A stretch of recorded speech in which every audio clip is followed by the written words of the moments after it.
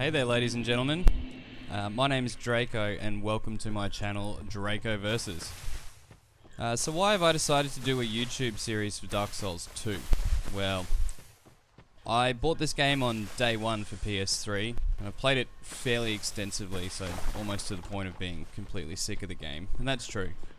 But I'm so excited to play this one for you guys, and on PC it looks absolutely superb.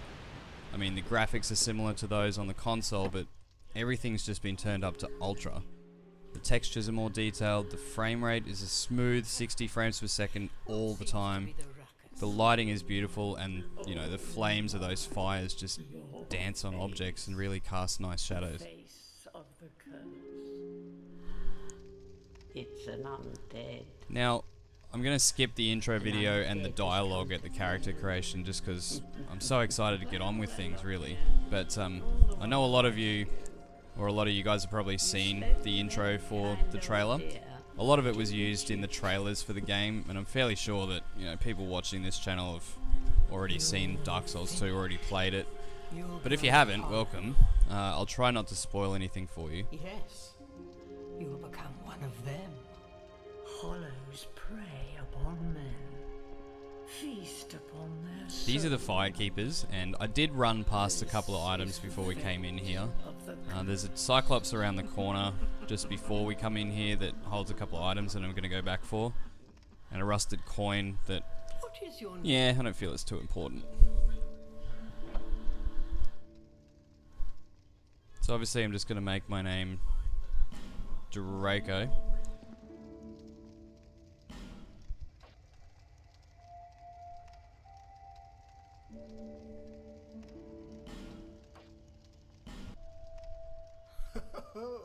And with character creation, I'm not really that concerned on how it looks, really. I'm going to be wearing a helmet for most of the time anyway, so I won't even be able to see myself. I guess the biggest question is what class I'm going to make this character, and also what type of build I've got in mind. And the answer to that is I don't really know. I guess that's what could be the most exciting thing about this, is that I don't actually know what I'm going to do with this one. I'm going to choose a petrified something, because all of these other items you can get them during the game anyway. Petrified something at least lets me trade with the crows in the first area, so that's okay. I might just change... No, the build's okay. I might change the hairstyle. I'll get some darker hair and a haircut. Yeah, that looks better. That one.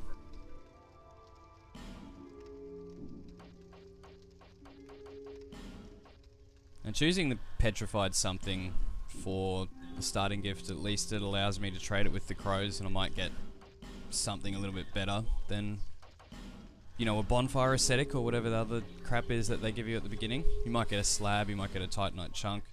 All this is really good stuff. For the same reason, to break the So as you can see, the graphics, I don't know how well it's going to show up in YouTube with YouTube's 30 frames a second limit, but just the textures and the lighting effects, I think you can already see it's just amazing. Come up and pick up this human effigy. I'm going to make my way down through the first area, which is things betwixt.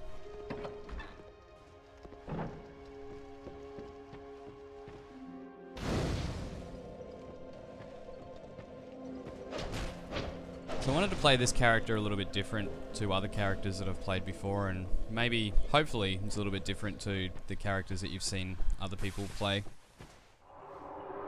I don't tend to just follow the recommended route through the level or through the game itself. I'm going to take you guys to find some cool items, try and get it early on, try and kill some bosses nice and early. Just all around, I'm trying to make this one different, trying to make it cool, because I'm going to be honest, the PC version has rekindled my interest with this game. It's just amazing.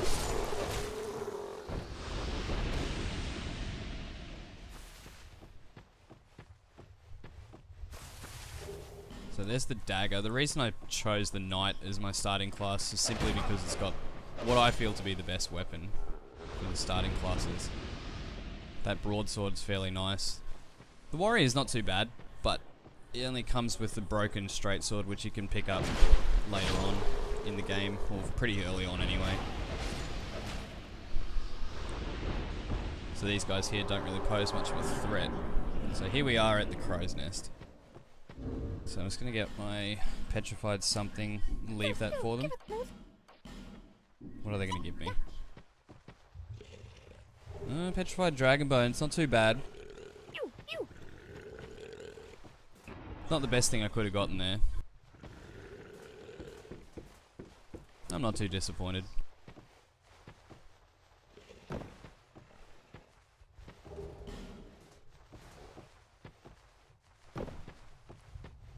So I just forgot that I've forgot to take on the Cyclops out the front of the Firekeeper's house after all that talk. I wouldn't recommend taking him on until after you've at least created your character, so that you've at least got a weapon to fight back with. It probably is possible to beat him just with your bare hands, but I'm not one of those people. There's no point to doing it with no weapon, it's just going to take you forever. 9 times out of 10 you're going to die anyway, because he can pretty much just one-shot you. So the plan here is to try and get him to... Well, I'm going to try and get behind him. It's not going too well. So yeah, want to try and get behind him so that he doesn't pull sit-down attack.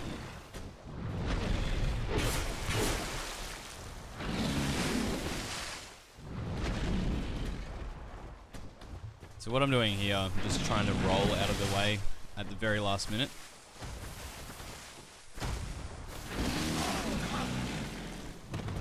So if that third hit had hit me, I would have been dead.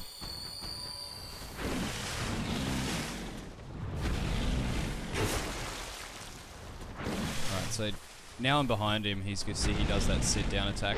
This is his best chance. If you can stay behind him, you're just going to keep sitting down all day long. So just get free swings.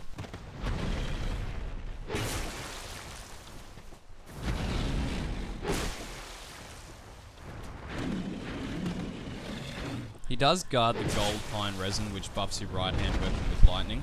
And, well, more importantly, he drops the stone ring, which is what I actually came here for. It does extra poise damage to enemies, so it's really awesome for PvP, but also for PvE as well. So definitely recommend killing him as soon as you can to get that ring.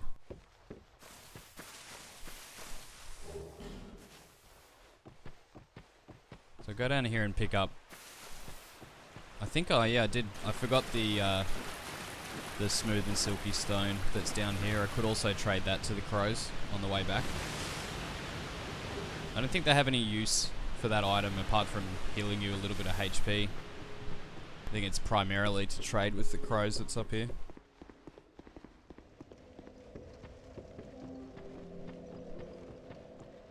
So sorry if I'm taking this a little bit too quickly, but I know this is just the starting area, and anybody who picks up the game is going to get mighty sick of this place as soon as you stick the disc into your computer or your PlayStation or Xbox. I won't hold that against you. Yes, you. Yeah. No, I'm just kidding. Xbox is okay. You. Give up. Compared to the PC, both Xbox and PS3 are nothing, as we all know.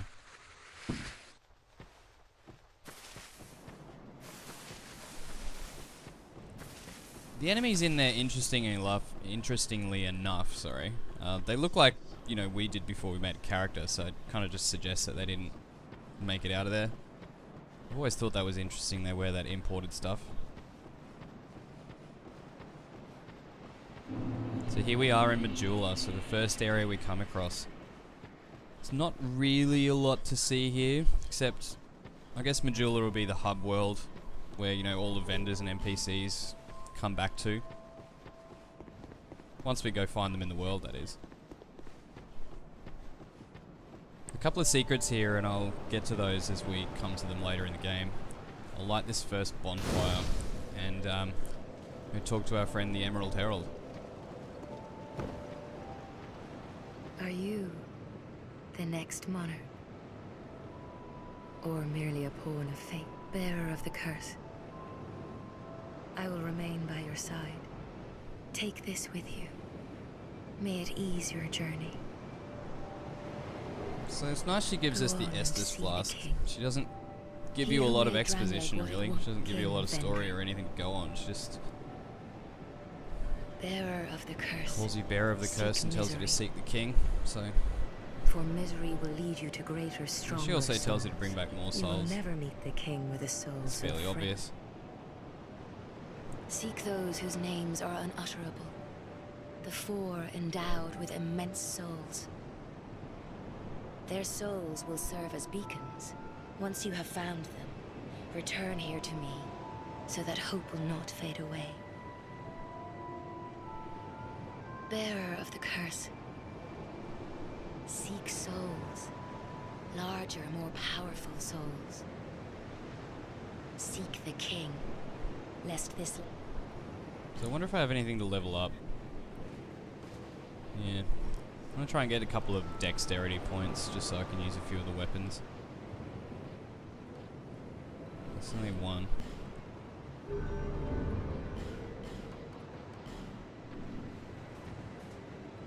So if I use these souls, I might have enough to level up again.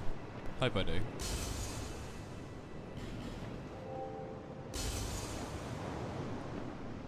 Alright, so I think I can take one more point of dexterity, and that's probably all the leveling up I'm going to be doing for a little while. Because I can't see me coming back here for some time yet.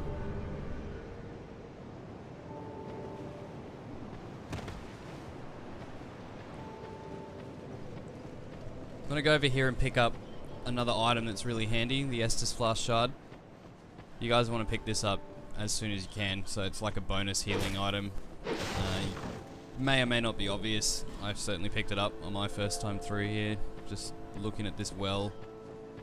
Knock that rock down, and there's a free Estus Flask Shard. Essentially just gives you another Estus swig before you run out.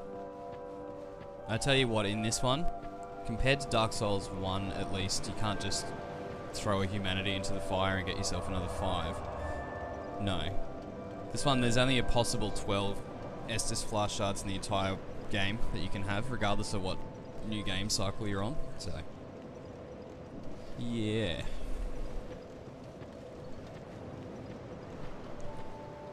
So normally you'll see people running the Forest of the Fallen Giants first off. I would suggest that if you've never played this before, but if you're looking for something different, or, you know, you just want to be different, I guess, come down here and run Heide's Tower of Flame, first of all, which is where I'm going to be taking you guys. But I almost forgot to upgrade my Estus Flask. After all that talk, I almost forgot. Can you believe it?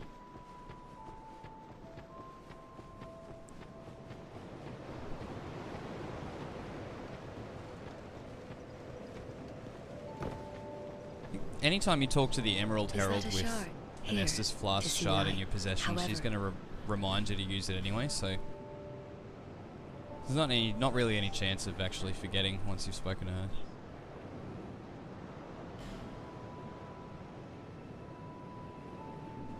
Right, so that's it, let's go.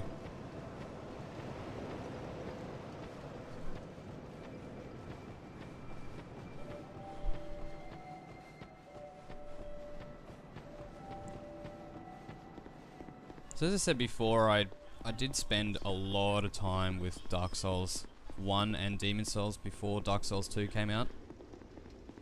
I was so excited I had to have this on console as soon as it came out, even though secretly I was waiting for it to come out on PC, just because I knew how good it was going to be.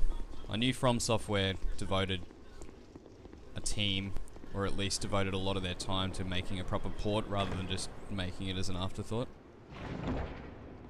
So that's the Crimson Palmer. It's my first shield. Not much, but I don't really have any other option. Even though I'm not really one for using shields too early on.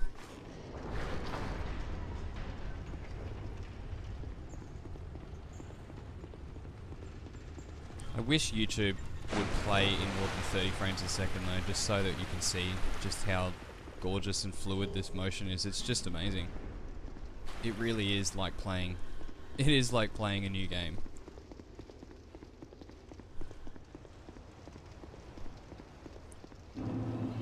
So So this is the place I personally like to start off by running to. I guess the logical, as I said, the suggested area would be the Forest of the Fallen Giants, but I don't know, I feel there's more benefit to coming here in the Heide's Tower first.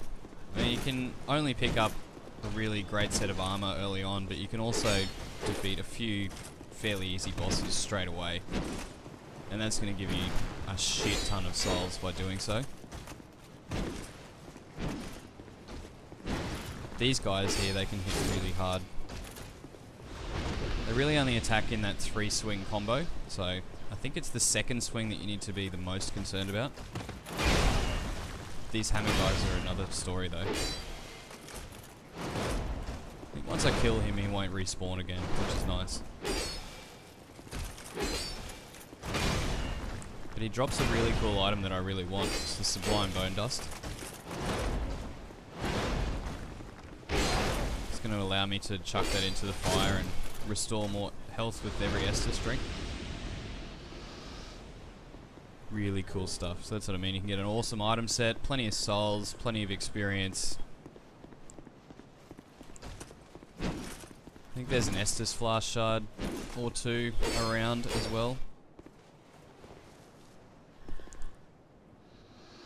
So when you kill any of these knights, these little switches will appear out of the ground. You need to pull those, and down there in the distance it'll raise the floor of our boss room.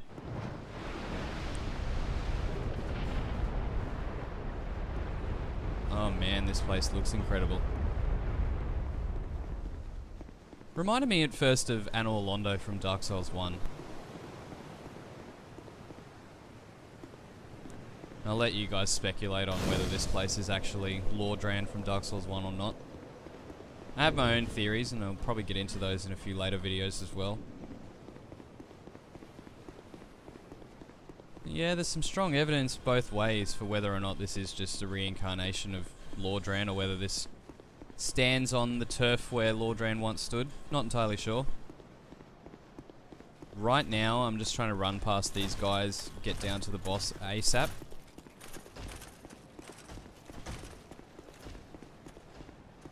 So I think I'm sufficiently far away from them. And put that pine resin on, just to give myself, look at me, just to give myself a little bit of damage output against the Dragonrider. So here we are, our first boss.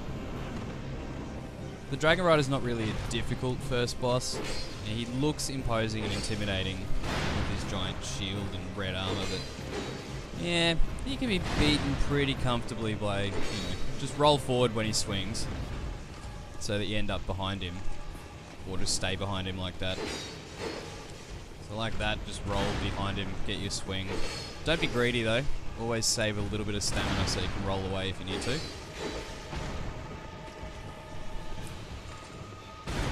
If you keep going around him clockwise and always sort of stay around where his weapon is, he won't actually hurt you. He shouldn't ever hit you. Yeah, I think he's only got 1 or 2 moves, so he's only got that.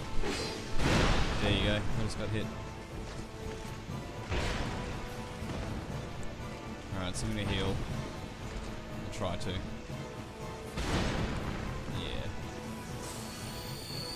I was hoping to go through this without getting hit, but it wasn't to be. So if you remember to raise the sections of the floor, you won't actually see that gap in the floor that I've got. I was just lazy, but yeah. So there's our first boss down. Pretty simple.